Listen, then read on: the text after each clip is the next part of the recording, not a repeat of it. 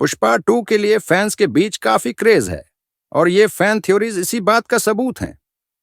कुछ लोग सोच रहे हैं कि पुष्पा इस पार्ट में मर जाएगा, श्रीवल्ली की मौत हो सकती है, और कुछ ये भी मान रहे हैं कि शेखावत आखिर में पुष्पा का भाई निकलेगा। लेकिन भाई, ये सब सिर्फ फैन की बनाई बातें हैं, सीरियस मत लो। 1. पुष्पा की मौत की थ्योरी।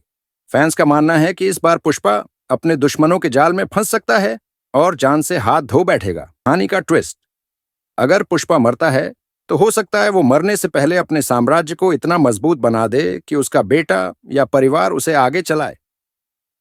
ब्रांड बनाने की जिद। पुष्पा खुद को इतना बड़ा बनाना चाहता है कि कोई उसकी पहचान पर सवाल न उठा सके, लेकिन यही अति उसे कमजोर बना सकती है।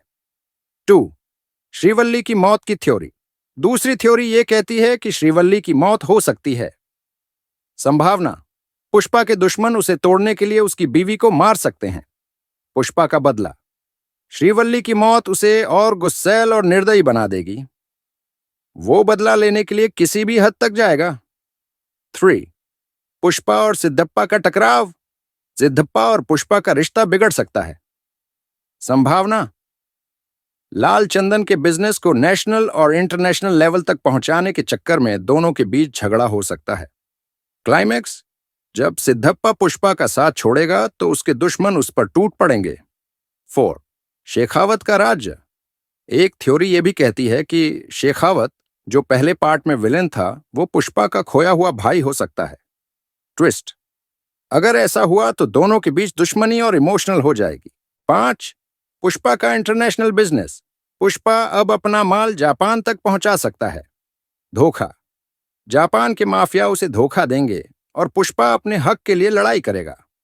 डायलॉग, जो मेरा है वो मैं लेकर ही रहूंगा, चाहे 7 समंदर पार क्यों न जाना पड़े। 6. अंत में क्या होगा? अगर पुष्पा मरेगा तो वो अपनी पहचान छोड़ जाएगा। पुष्पा फायर था, उसका बेटा वाइल्ड फायर बनेगा। तो भाई, ये सब थ्योरीज हैं, असली मजा तो मूवी देखकर ही आएगा। अब देखते हैं कि डायरेक्टर क्या नया मसाला लाते हैं। भाई, अगर हम इस थ्योरी को देखें तो सच में ये बहुत दिलचस्प है।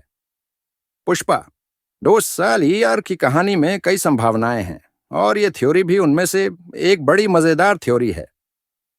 6. पुष्पा का जापान जाना और साम्राज्य पर हमला। थ्योरी के मुताबिक पुष्पा अपनी मेहनत का पैसा वसूलने के लिए जापान चला जाएगा। वो अपना परिवार और अड्डा छोड़कर बाहर जाएगा क्योंकि इंटरनेशनल लेवल पर उसका माल बिक रहा होगा। गलती, वो अपने दुश्मनों को हल्के में ले रहा होगा। शेखावत, मंगल श्रीनु और जॉली रेड्डी मौका देखते ही पुष्पा के परिवार और उसके अड्डे पर अटैक कर देंगे। 7. शेखावत का पलटवार। शेखावत, जिसे पुष्पा हमेशा जोकर समझता था, अब बड़ा झटका देगा। क्या होगा? शेखावत ने पहले से ही एक प्लान बना रखा होगा और पुष्पा के पीछे से उसके साम्राज्य को तबाह कर देगा। जब पुष्पा वापस आएगा तो वो अपने अड्डे और साम्राज्य को बर्बाद हुआ देखेगा।